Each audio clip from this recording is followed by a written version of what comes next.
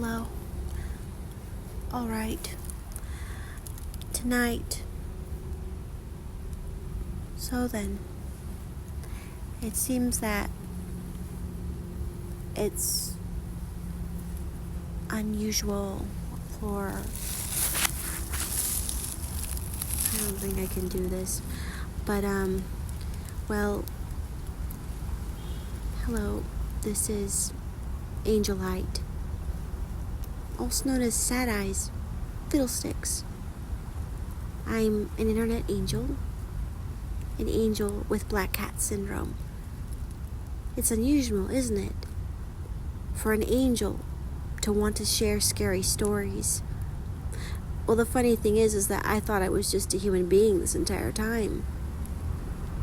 Turns out that I was an angel sent to Earth, assigned human parents.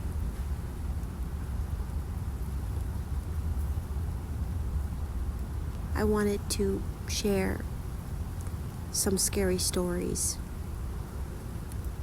since others have already done so.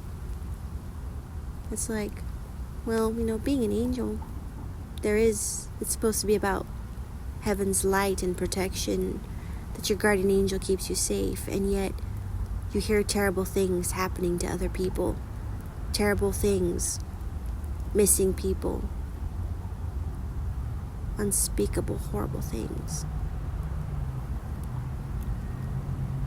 What's the use in pretending that everything is safe 24/7 when there are people who never had any real safety? Now then, it's time for scary stories. If you have a scary story that you would like to share, please message me, and I will see about sharing it in a video compilation when I'm reading it.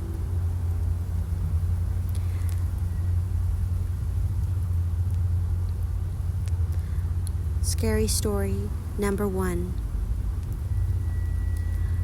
I went to this store, and I went to the parking lot because that store wasn't open.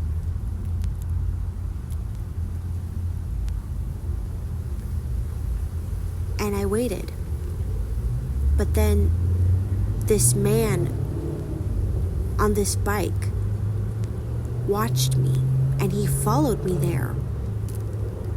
There was a previous night where I had seen him before after getting food, and he yelled at me all kinds of horrible slur names while in the presence of another woman who was around his age. This man was well past his 40s and really grody looking, because, well, if you saw him, you'd know what I'm saying. Anyway, going back to that present moment at the store in the parking lot, the man saw me with his bike as he walked past. I did my best to ignore him, and he started asking me questions over and over, asking me when the store would open.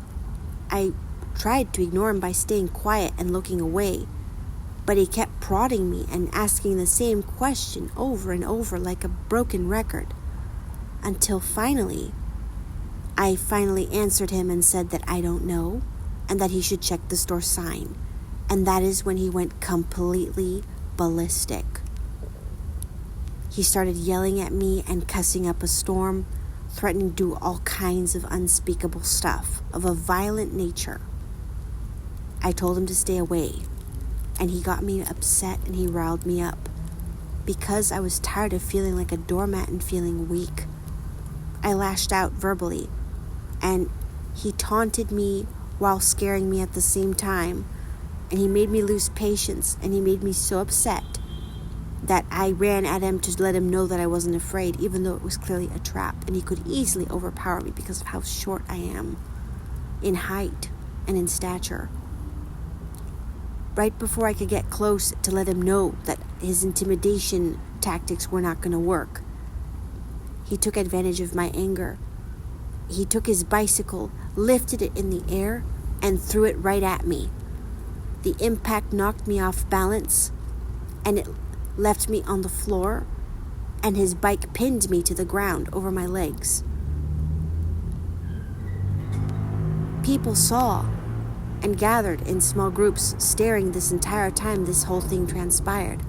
But none of them had the decency to say stop or call for help or tell us to stop or break it up. They simply watched me be on the receiving end of this man's filth. I managed to get up and push the bike off of me, but I started limping because the metal frame of his bike struck me in my knee and left a nasty bruise that lasted for days and weeks. Fast forward. A few months later after that, I saw this horrible man again, this time in the showers. Now there's something you should know. I'm a woman, and in my 30s. I went to the shower room, and because this shelter embraces LGBTQ rights, somehow the same man who hit me in my knee with his bike managed to talk his way into using the women's showers. I was in the shower, bathing, when I saw him enter, and I freaked out. And I didn't have the chance to leave.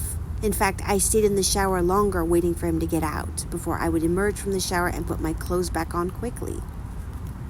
The second time that I took a shower later, it happened again. He appeared at the shelter.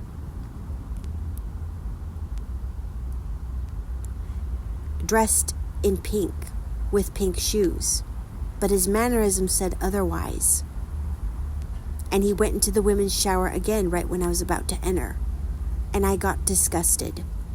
So I immediately left and told the security guard that I was not going to bathe if that man was in there, especially when he had left me a very bad bruise on my left leg and attacked me for being a disobedient, as he says, the insult for female dog, even though I'm a cat.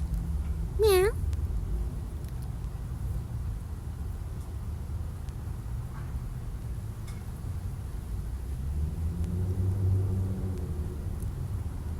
Story number 2.